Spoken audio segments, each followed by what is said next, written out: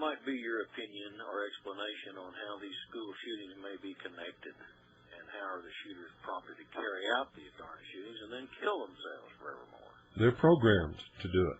You may want to kind of expand on that a little bit. Well, I've done that on many broadcasts. We've had many broadcasts. We've had the Mind Control series. We had a series on Dr. Lewis Jogging West and the Neuropsychiatric Institute of UCLA.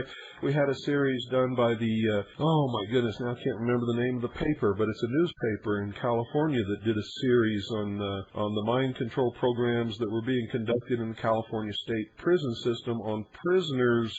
Charles Manson was in that program. One of the supervisors of one of those programs got programmed himself and later became SYNC in the Symbionese Liberation Army. He was the head of that little group that kidnapped Patty Hearst. And I could go on and on and on and on. Yeah, they're programmed. And you'll find that every one of them are either ex-mental patients on some kind of prescription psychiatric drug, such as Ritalin or Prozac, or the one that this Harris boy has been revealed to have been taking, and either used to be or still are under the care of a mental health care professional. They're programmed, and they're programmed to go off and do these things when they receive some kind of an audio-visual stimulus. Now, if you want to see how that works, go watch the movie The Manchurian Candidate and understand that that movie is based upon actual, real brainwashing and mind control experiments that were conducted by not only the United States, but the Soviet Union, the North Koreans, and many other governments of the world. I don't know if they choose specific children because of some personality profile that they exhibit, or if these are victims of opportunity. But they are victims. They're just as much victims as the people that they shoot. It's all there, and it's all in the public domain, and we've researched it and revealed it and documented it and sourced it for anybody that wants to look. It's all there. And I just shudder to think what they're able to do that's so top secret that we don't even know about. If you thought his behavior inside that courtroom was bizarre, ABC News is learning new information this morning about his demeanor ever since he was arrested that paints a picture that is even more strange.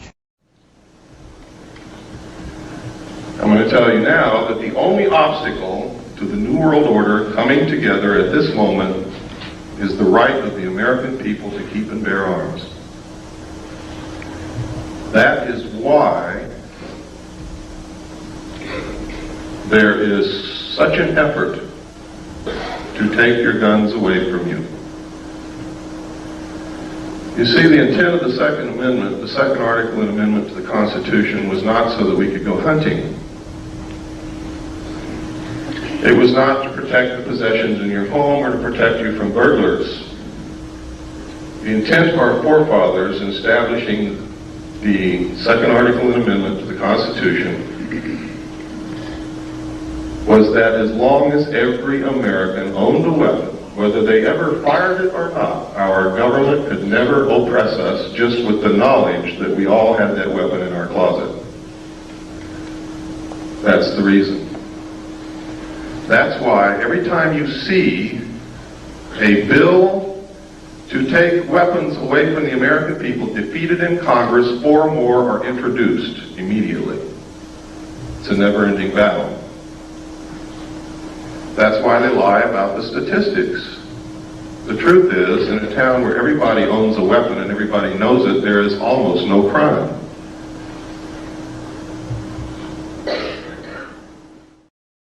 You all heard what happened this morning at 8:03 a.m. in Conyers, Georgia. I hate to say this yet once again, but I warned you. I told you it wasn't over. I told you it would happen again, and I told you it would probably happen again in another school very soon. And it did. And it's still not over. It's going to continue to happen until they have every gun in this country. Every gun.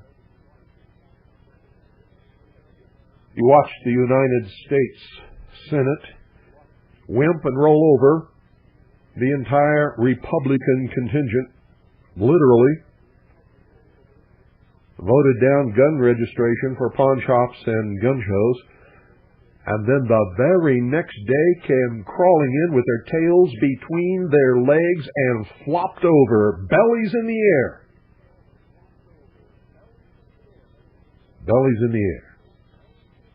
Well, the socialists thought they had it won, ladies and gentlemen, and then all of a sudden, they started backpedaling again. What in the world is going on? And when their anti-gun legislation was in danger of not being passed, guess what? Exactly 30 days after the shootings in Littleton, Colorado,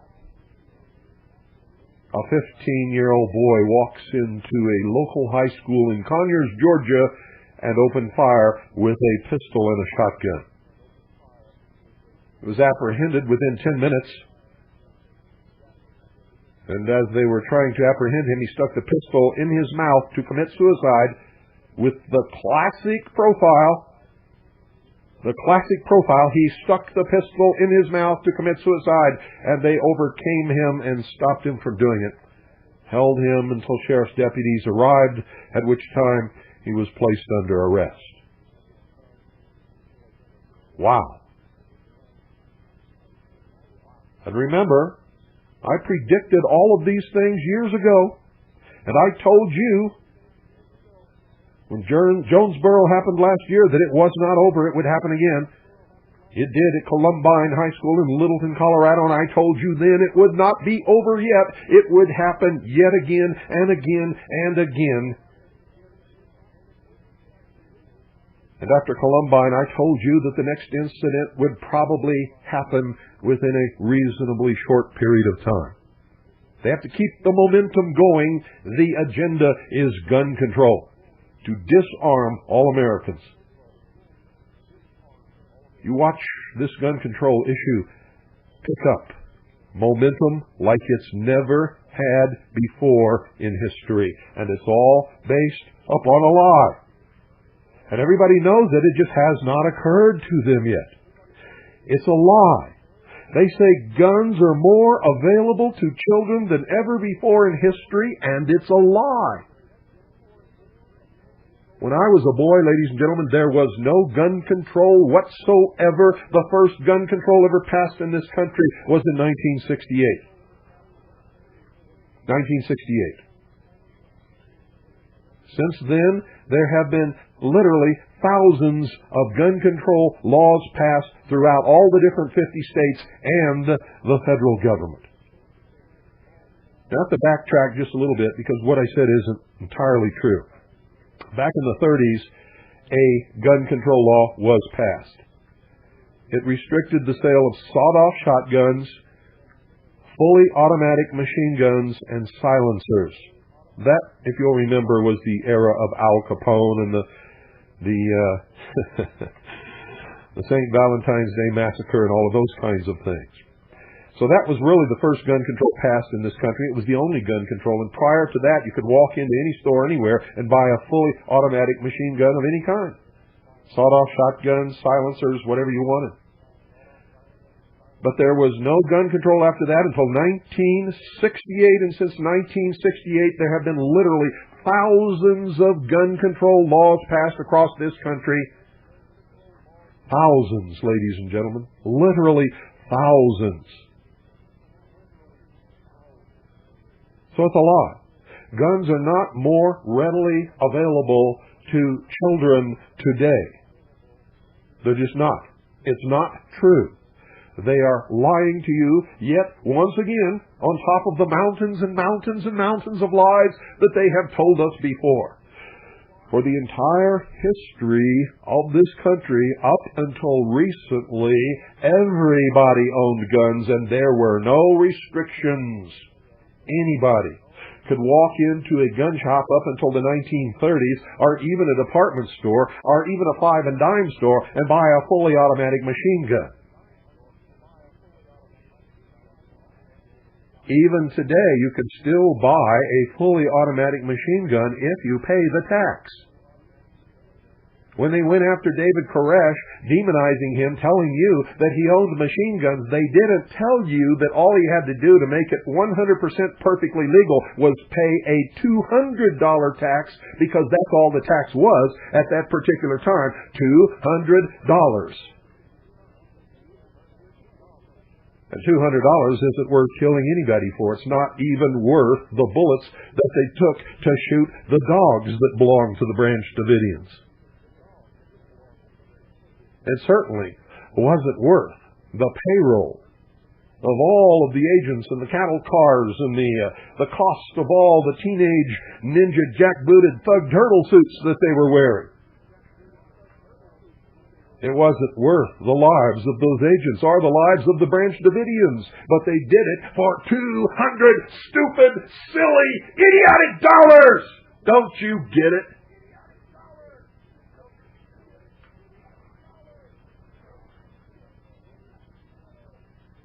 And to top it all off, David Koresh never in his life owned a machine gun, and neither did any other person who was a member of the church Branch Davidian.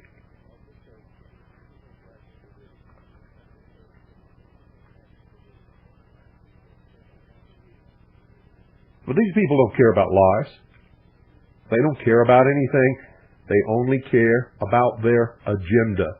And their agenda is to enslave the population of the world in a totalitarian, socialist world government. That's what Kosovo is all about.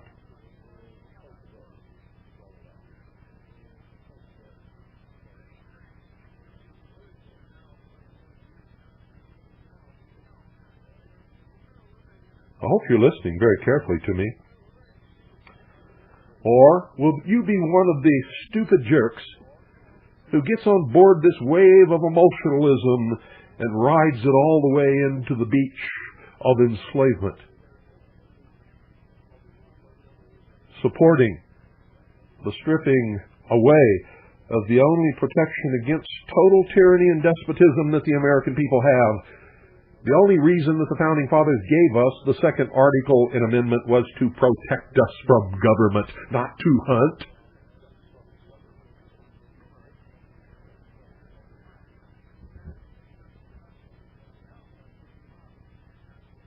Not to target shoot. Not to be sportsmen. But to defend ourselves against the old despotism, the old tyranny from which they escaped in the old world. The tyranny of kings and monarchs and dictators and religions. That's right. And the craziest people you would never suspect to be supporting this stuff are supporting it.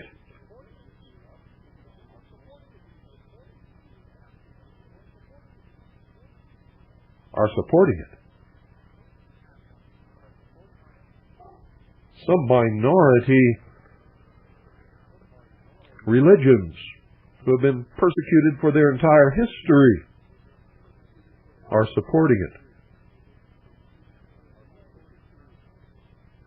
Not understanding one of the major goals of the New World Order is to eliminate all existing religions.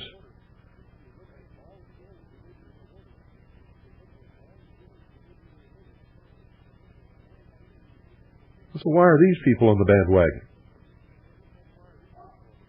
You would think that the Jewish people would have learned their lesson from Hitler's shenanigans, but they haven't.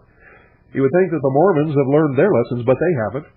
Despite their history of being persecuted, they are one of the greatest persecuting groups of people in this country.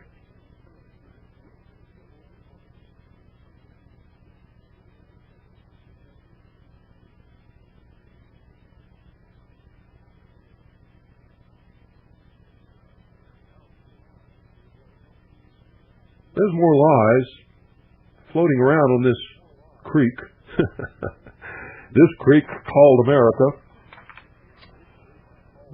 You couldn't get your canoe in there to take a ride to the other side if you wanted to. Listen to this. Published by our friend Charlie Reese. Boy, Charlie Reese is at the top of my list, I got to tell you. This guy has got it pegged.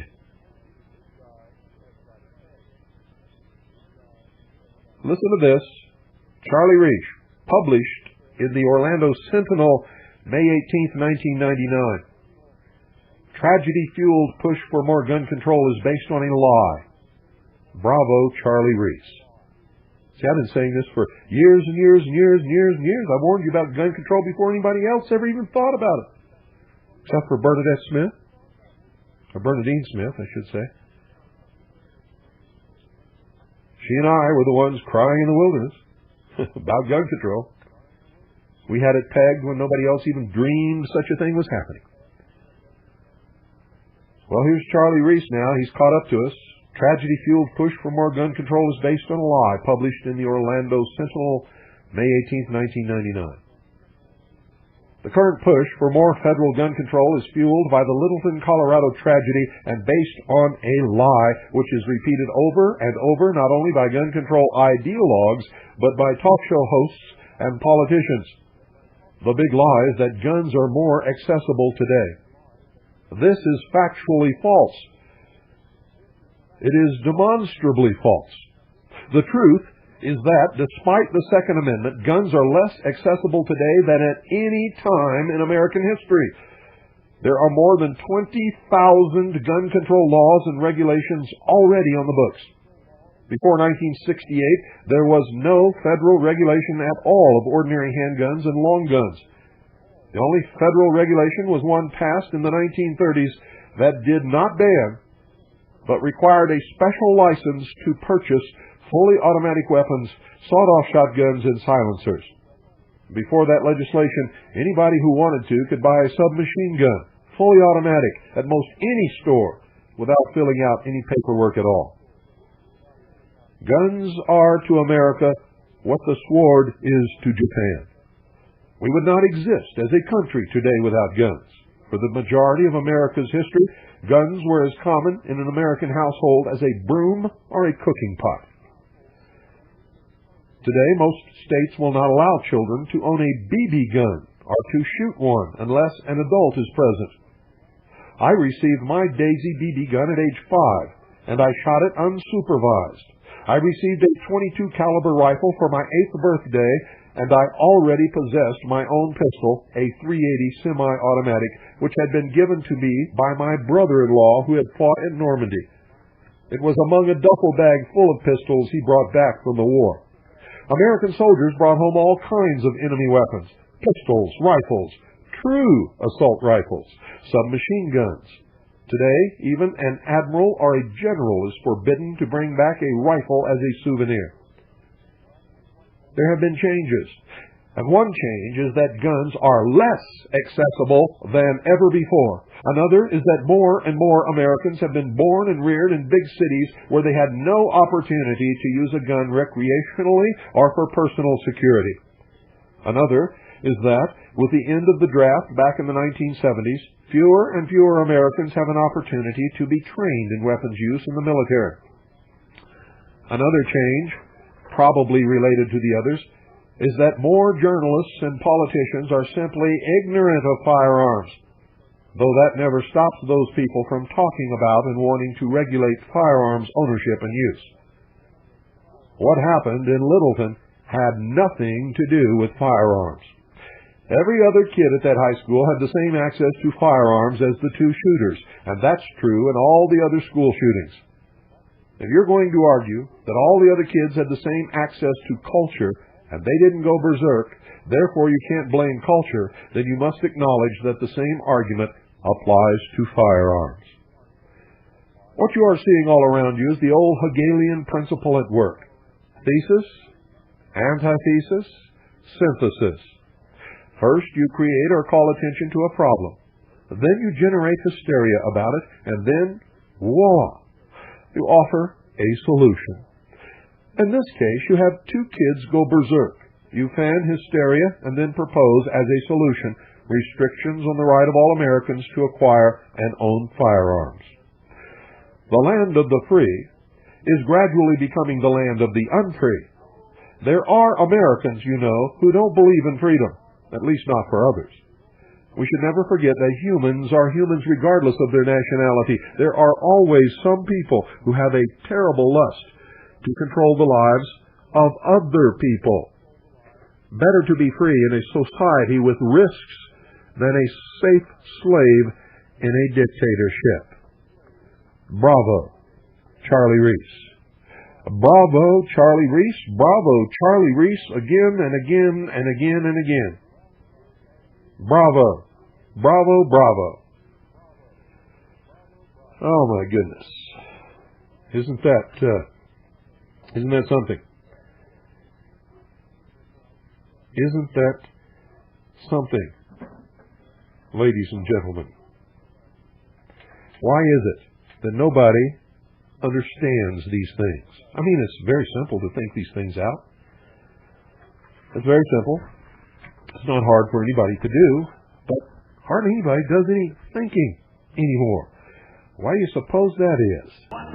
There's a war being waged against freedom all over the world, and especially against Americans, because we have the most freedom. We were, in fact, up until a few years ago, the only free people who have existed in the history of humanity on the face of this earth. And one of the reasons that we were free is because we have guns. And I'm telling you right now, you better not ever give up your guns for any reason whatsoever. For any reason whatsoever. If somebody comes to take your guns, give them your guns, bullets first. Bullets first. And don't let them have the actual rifle or pistol until you don't have any more bullets left. That's my message. That was the message of the Founding Fathers. That is our right under the second article in Amendment, which says,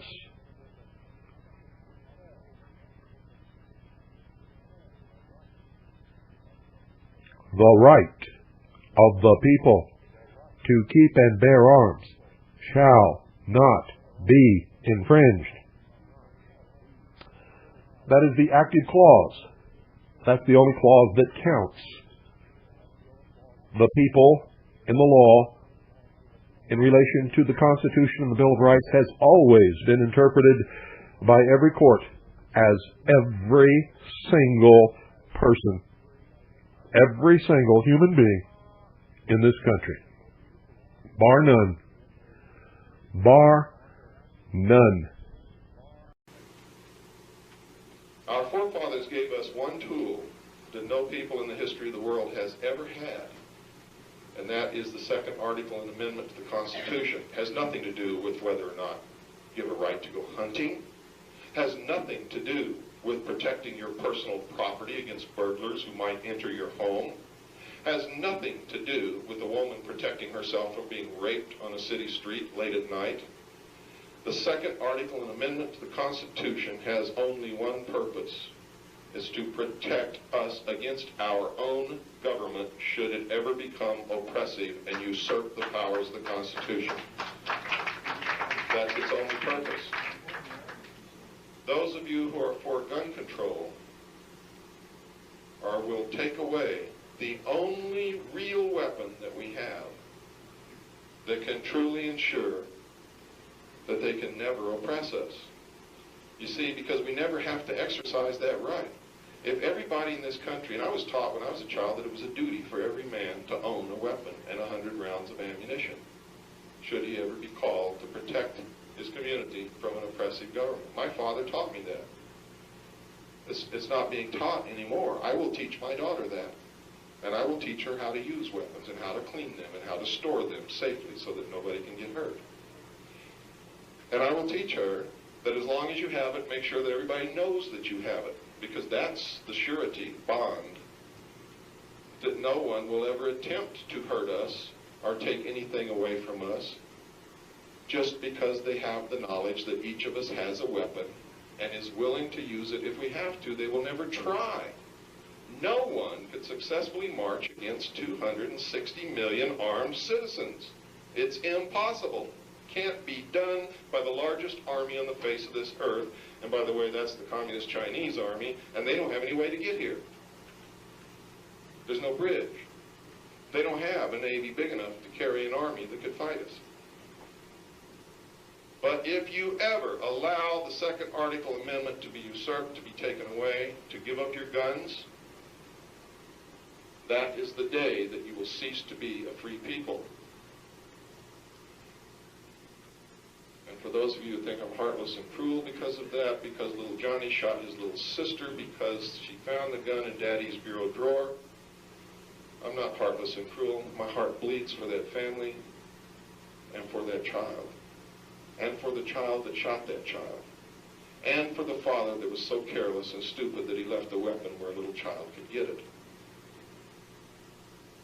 But I'm not going to give up the freedom of a whole nation of people because little Johnny shot little Susie. That's not right.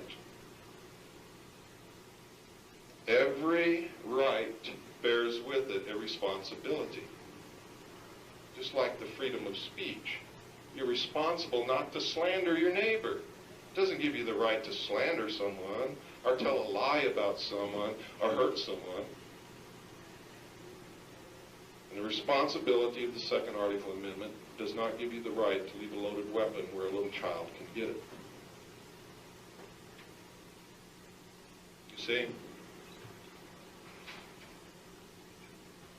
I hope everybody understands what I'm talking about. That's right. You take away the swimming pool. The child drowns, and that's a good point. You know, how many children have drowned in Phoenix? More children drown in Arizona than any other state in the Union.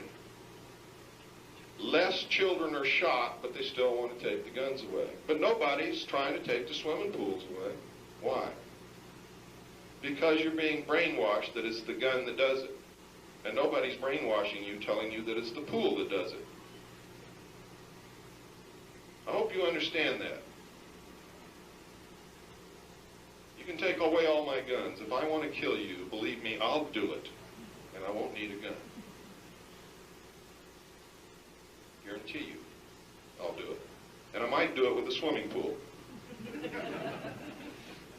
We begin, though, with the string of gun violence across the country this weekend. Between Friday and Sunday, at least 10 cities reported mass shootings. Those are shootings with 4 or more victims. Several of those cities saw gunfire more than once. NBC News correspondent Kathy Park joins us now. And Kathy, I want to start by asking you about 2 of the shootings that really made a lot of headlines over the weekend. The first in Austin on Saturday turned fatal. What more can you tell us about that one?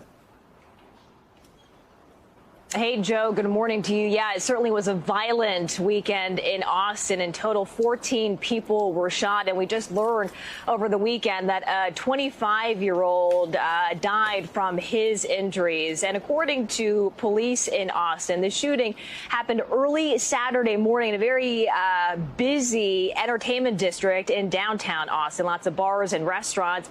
In fact, since things are back open, they were seeing pre-pandemic crowds. So lots of people were in the area at the time when shots rang out. And but fortunately, officers were already in the area, so they were able to react quickly and help the wounded. In fact, some of them were actually able to pull some of the victims into their own police cars and then transport them to the hospital.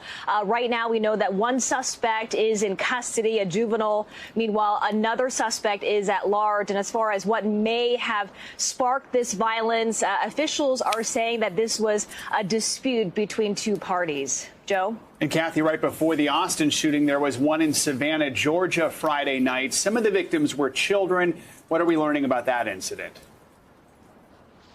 Yeah, another very sad and tragic event in Savannah, Georgia. This one happened on Friday night, and those victims range in age from 13 months to 33 years old. And this situation was a little bit different because it happened in a residential area. And we were told from law enforcement there that there was a car that drove by some of these apartment complexes. And there were several people outside of one of the homes.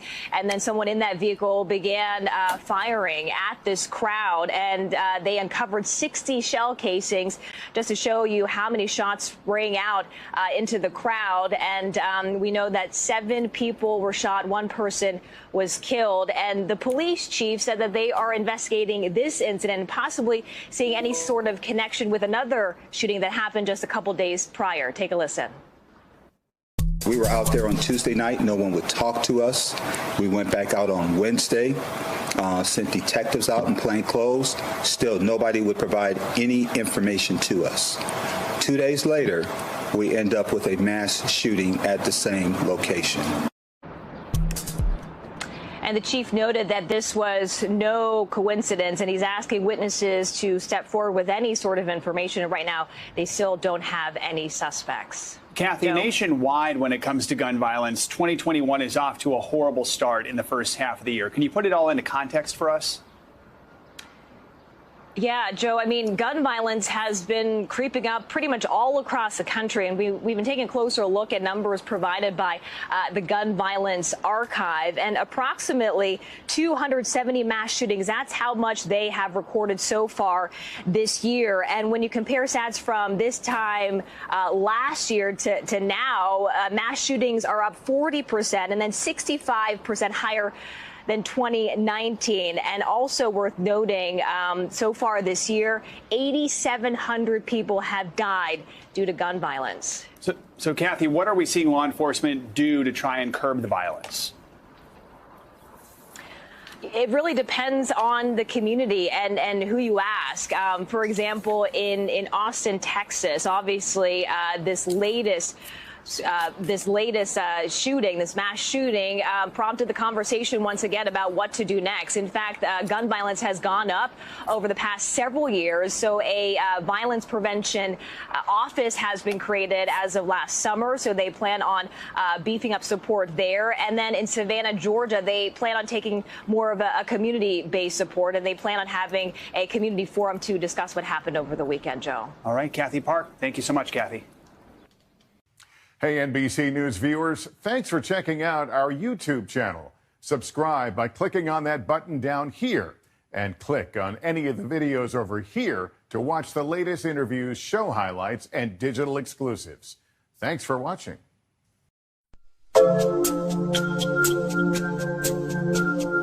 Walking through Babylon.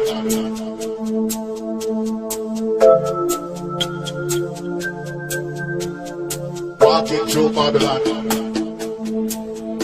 You have a problem? We have an answer. Oh, a building blew up in Oklahoma City? My goodness, let us protect you, for this could happen to any building. Let us take away your arms and ammunition so that you cannot protect yourself. Let us furnish your security. Trust us. We will be good to you. We will never become despotic or tyrannical. We will protect you. Give us your guns. Give us your arms. Let us take care of you. We will save you from yourselves. Isn't that what we hear? The double mind breach. And this function easily, ladies and gentlemen, assume in the minds of the subject, patients, the people, a godlike status. I submit this status is characterized by the use of the term they in our society, as in, why don't they come up with a tire that will never wear out or a cure for cancer? As in, they have a cure for cancer, but the doctors would lose too much money, so they have suppressed it. Or, they say the CIA killed Kennedy and he was fornicating with Marilyn throughout his presidency. They write the movie scripts and the billboard slogans. They have the money and the power and control of the illusion machine. They can cure cancer or withhold the cure. They reveal the secrets behind assassinations and scandals. What will they do next? How will they program the show today? Let's sit back, watch, and find out. Since we choose to refuse to genuinely heal the rift between the two sides of our mentality by the tough means of repudiating our lying public persona and taking action on the understanding of our true self, we relinquish autonomy to those who make it appear that they can heal us at no great cost or trouble on our part. You don't have to be responsible. You don't have to take any risk. You don't even have to get up off your couch. We will heal you. We will provide you security. We will take care of you. But never mind that they are also the ones who implanted the rift in the first place, a la Hegel, and the dialectic is working upon us all the time. The point is, ladies and gentlemen, we have little or no power. We cannot act. We cannot invent. We cannot cure. We must wait and see what happens. We must see what they make happen. And if you believe that, you're already dead and buried.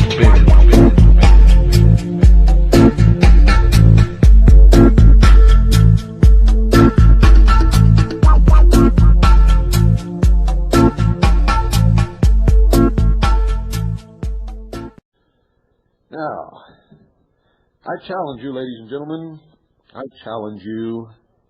explain this to me. Every time there was a major piece of gun legislation, or I should say anti-gun legislation, anti-Second Amendment legislation, anti-Bill of Rights legislation, introduced in Congress, either in the Senate or in the House, some nut walked into McDonald's or onto a schoolyard or into a shopping center and killed a whole bunch of people. Explain that to me.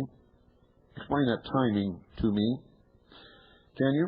Now, what do you think the odds are that just as the Omnibus Counterterrorism Bill was introduced in Congress and didn't have any support, somebody would blow up a federal building in Oklahoma City? Explain that to me, if you can. You see, it's beyond absurd anymore. They've pulled these little tricks just one too many for anybody to be believing it anymore. Yes, we need to be asking an awful lot of questions.